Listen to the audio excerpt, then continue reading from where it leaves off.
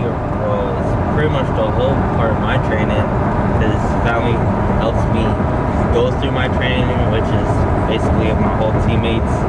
My dad's one of them, my uncles, my little cousin, Aaron, Bryce, and then going down the list are all my family, my cousins. And then after training and stuff and everything else, family kind of helps me together, as in like keeps my spirits up. They don't let me stay down. They make me stay happy the whole time. So family plays a big part of my training. Right now. Yeah, I don't think it's gonna stay. I don't think It's gonna get much colder. it's gonna get not for you. Yeah. Neither do I. Well, None of us do. hard. It's the time of. Alright, I got you. Yeah, his song is pretty dope. It's 60 now. I don't care.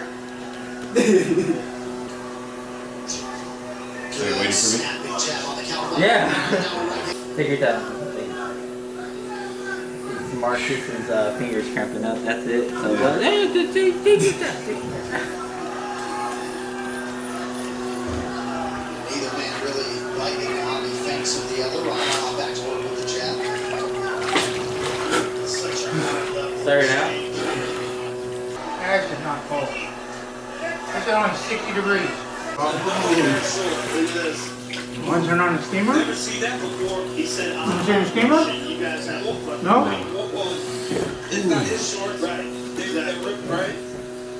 You can bring the scale over here. Are you going in, Bobby? Yeah. Okay.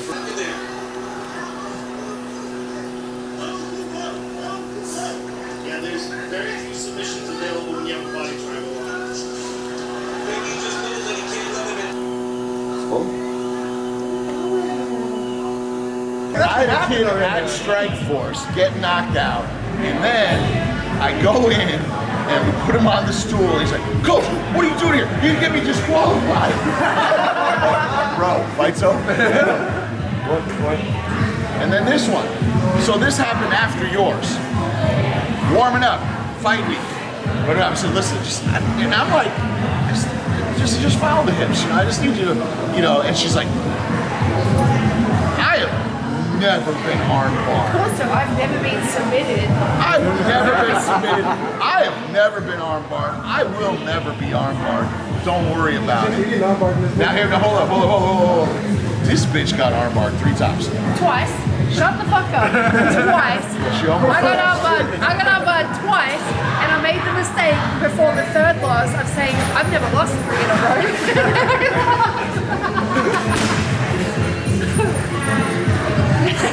Never say never.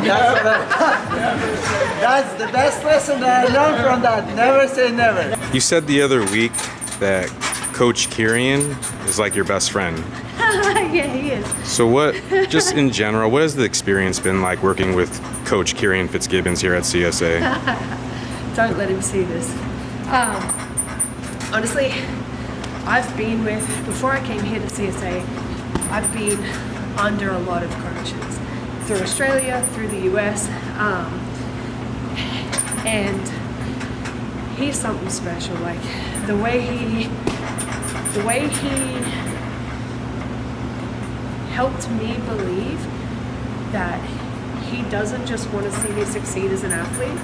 He wants to see me succeed as a human, and he genuinely cares more about me as the human, me as Jessica Rose-Cark, me as Jessie, me as a woman, than he does about Jess the fighter, and that's something, aside from, I have one coach back in Sydney, Igor Breakenback, who is exactly the same way, which I'm very blessed to have met 2 coaches like that. But that's why, like, if I'm going through any crisis, like if I'm having a tough time with something, he's literally, and I have best close female friends. He is the first person I come and talk to all the time. When I walk in there, I go, Coach, you got 5 minutes? And he'll put his phone down and be like, what's going on, Jessica? But he's never steered me wrong. It took me, I had a lot of trauma with coaches when I first came here, and he'll tell you, it took 2 years for me to even let him hug me, Like, it took 2 years for me to not do the awkward side hug whenever he tried to like show affection or congratulate me. Even when we won a fight, I was still like, awkward side hug. It took 2 years for me to trust him. But I trusted him because he proved through so many different instances that me as a fighter and me representing the gym is just a cherry on top. Like, he actually genuinely cares about me as a human, and he wants me to be happy with my life, not just happy with my career. So that's something special, man. But yeah, he definitely is one of my best friends, for sure. My current team is the same as my pops and my Uncle Sean. Those two were the two that helped me start this journey, and we're just gonna ride it out together till the end. So I like keeping family in my journey. I don't want to bring people outside. If people are from the outside of my camp, they're gonna. It's kind of tough because you have no relationship, but I like keeping all my coaches together, which is we're all family. So, but yep, so this road ends is always gonna be my pops, my Uncle Sean in my corner. So Maybe because growing up, I didn't have my own family. I had everyone that supported me and watched over me, my aunties, especially my grandparents. They kind of raised me.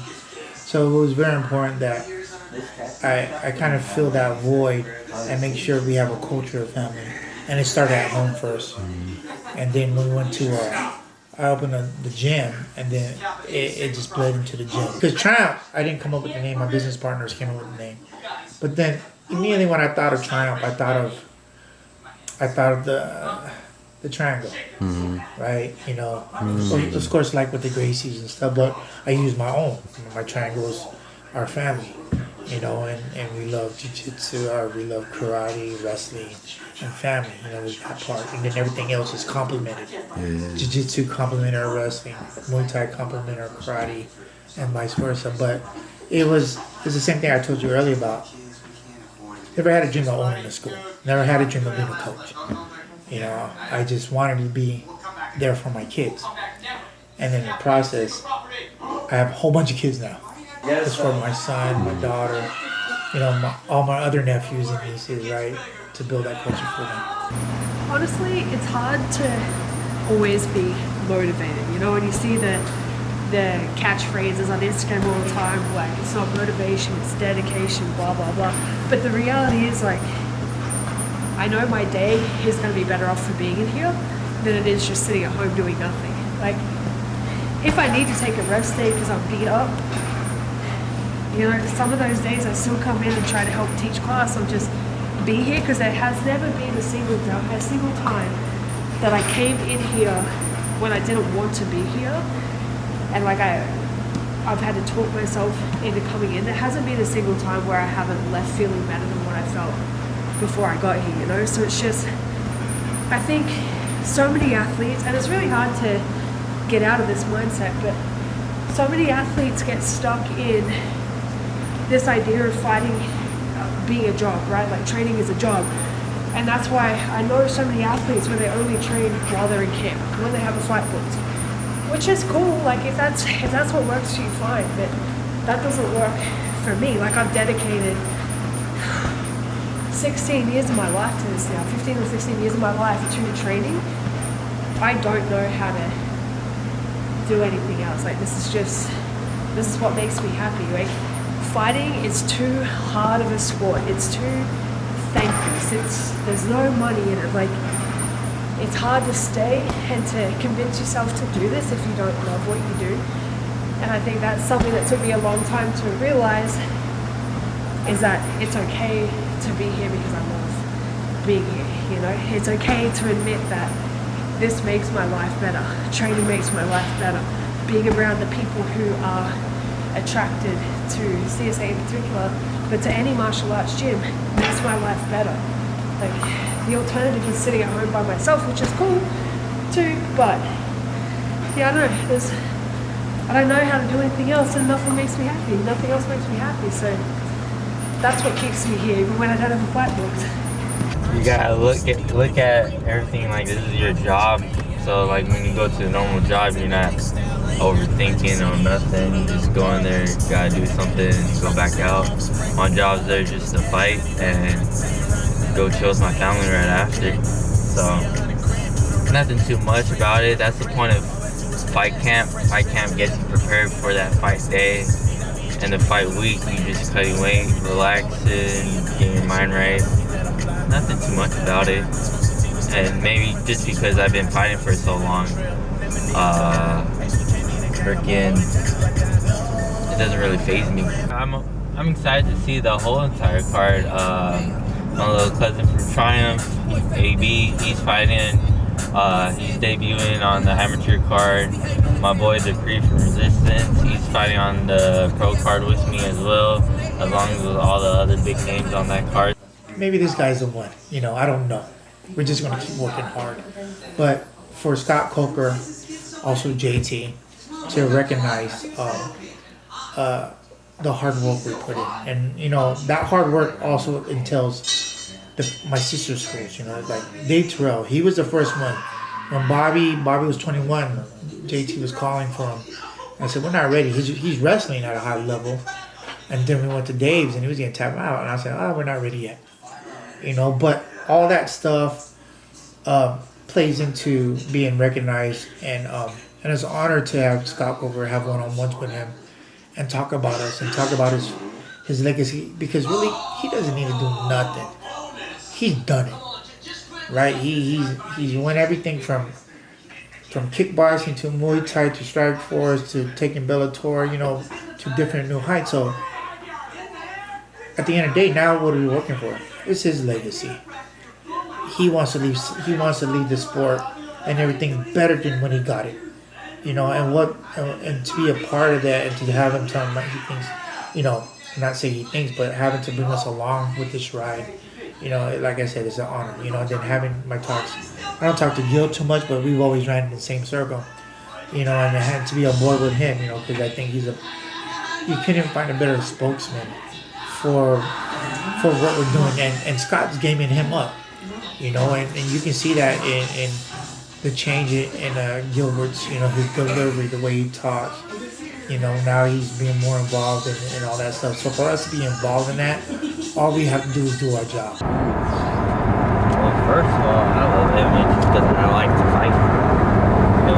But then MMA, I just like the foundation of everything. It makes you learn every aspect of martial arts. Makes you learn stand-up, makes you learn the ground game. So I love it all in all. I talked to BJ Penn and Jordan St. Pierre because they weren't like the biggest people in their divisions, but then every fight there was always a statement that they had to hold, and it sucked that at one time I had to watch them fight each other. And I remember that fight. That was a good fight, but I remember Jordan St. Pierre winning that fight. Something that I've noticed throughout my time in combat sports, and also I feel like most of the industries, actually all of the industries that I'm involved in are very male-dominated industries. Combat sports, Harley-Davidson, hunting, shooting, they're mostly men, and it's really hard for women to feel like we have a place and we have a space and that we have permission to go and be involved in those things. And so I think that shuts a lot of women in particular down. Like it makes it really hard to take that first step, into a gym, into any of those spaces. But realistically, there's so many more of us than you realize. There is a female combat sports, there is a massive community. There is such a big community, and it's a really powerful thing to be a part of. I truly believe that there's nothing else in this world that helps you realize who you are at your core than standing in front of another human being and having them want to hit you. And it being allowed and encouraged, and something that you've worked for. Whether you want to compete, whether you want to just do it for fun, for fitness, for community, just the sense of self and the ability to really be able to see who you are and to be able to figure out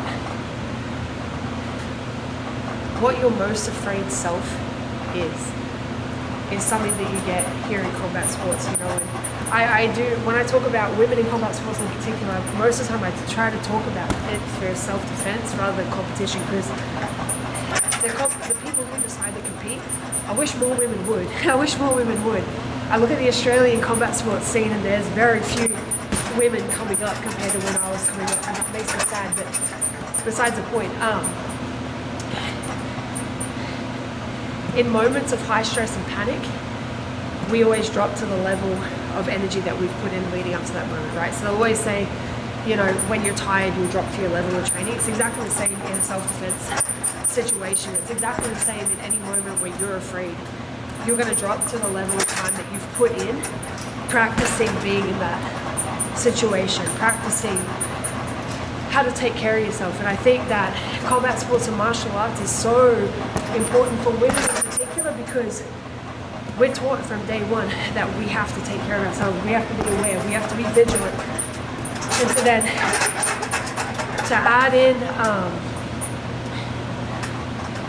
add in training on top of the self-awareness that we already have gives you this level of confidence that a lot of people will never ever experience. And I think that's such a powerful thing. And I know personally, like, being involved in combat sports and martial arts has made me a better person, in every aspect of my life, has made me a non-angry person. Before I started fighting, I had a lot of anger. I had a lot of anger at my parents, at my upbringing, at my situation. And being in fighting, being in combat sports, has given me an outlet for that, and has helped me learn to control my own emotions in moments when everything else feels really overwhelming. Oh no, it feels great, especially because Scott and I built that relationship during Bellator. I was able to make ticket sales, put on a good show for him and everything. So it's an honor for me going on to this card, just because of Bellator, because of Scott and everything. But then fighting on Fight Night 2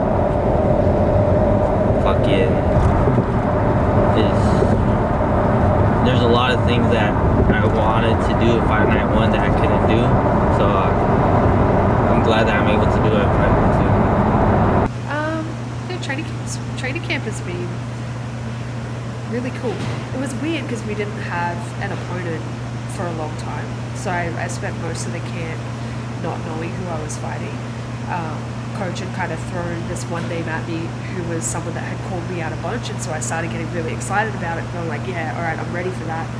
And then she ended up turning around and saying no after she already said yes.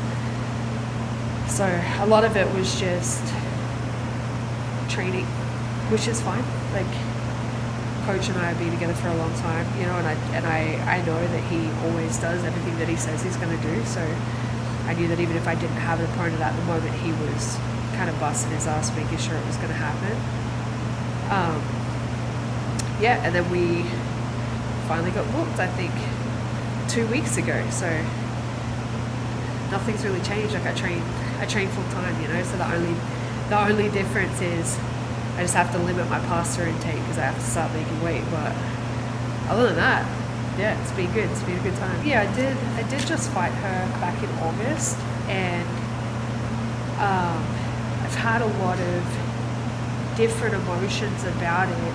But the reality is, she asked to fight me again, right? And she wouldn't have asked to fight me again or said yes to this if she didn't believe that she had the capacity to beat me. So even though initially I was bummed out that I wasn't fighting the other girl, you know, and I was doing this rematch purely because I was just really looking forward to fighting the other girl. So it took me a minute to get used to it, but then I had that realization, like, oh, she's going to be coming in super confident, because she wouldn't have said yes so soon if she didn't truly believe that she was capable of winning this time. So I'm expecting it to be a much harder fight than it was last time. I'm expecting, well, hopefully, a stronger version of her. But we'll see. First of all, I want to shout out to my gym, Triumph. American Canyon. Without my gym, none of this would be possible. I would like to also shout out Resistance out in Dublin. NorCal Fine Lines with David. My little brother Bryson, he's been coming down from Vallejo Palo, boxing with us. My boys out at SF State, Mason Boutain and them, they be coming out. My boy Jacob Gardner, my boy Christian Palin out in Dublin. We have a big camp, so this is probably the best camp, so I would like to thank all of them. I'd like to thank my fiance. She's been helping me out a lot with everything. My mom, my sisters, my whole family pretty much, so thank you all. His opponent, Bobby Seronio III.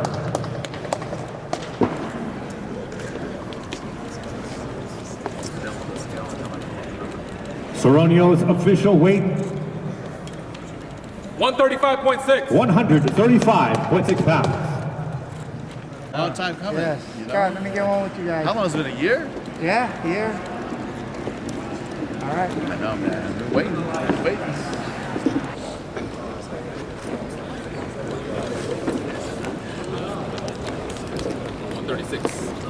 Clark's official weight. We now move to our co-main event. I mean, I'm excited.